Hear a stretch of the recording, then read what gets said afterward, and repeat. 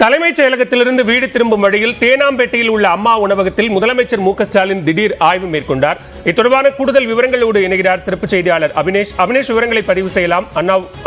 அம்மா உணவகத்தில் முதலமைச்சர் மேற்கொண்ட ஆய்வு தொடர்பாக பாலவேல், முதலமைச்சர் மு க ஸ்டாலின் இந்த தலைமைச் செயலகத்துல பல்வேறு அலுவல்களை பார்த்தார். குறிப்பாக ஒரு 3 துறைகளின் சார்பாக நடைபெற்று முடிந்த நிகழ்வுகள்லாம் காணொலி காட்சி மூலமாக தொடங்கி வைத்தார். அதனை முடித்துக் கொண்டு தன்னுடைய சித்தரஞ்சன் சாலை இல்லத்திற்கு திரும்பும் வழியில் தேனாம்பேட்டையில் உள்ள அம்மா உணவகத்தில் திடீரென அவர் ஆய்வு மேற்கொண்டார்.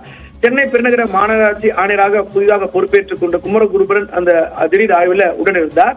அவர் நேரடியாக அந்த உணவு தயாரிக்கக்கூடிய கூடம், அதே போல அங்கு உணவு உட்கொள்ள வந்தவர்களிடமும் உணவு தரம் குறித்து முதலமைச்சர் நேரடியாக கேட்டறிந்தார். அதே போல அந்த உணவு தயாரிக்கக்கூடிய இடத்திற்கு சென்று அந்த உணவு தயாரிக்கும் பணியாளர்களிடமும் அந்த உணவுகள் குறித்து கேட்டறிந்தார். இன்றைக்கு மதியம் என்ன உணவு அப்படிங்கிறதையும் அவர் கேட்டறிந்து தொடர்ந்து அந்த உணவையும் சுவைத்து பார்த்தார்.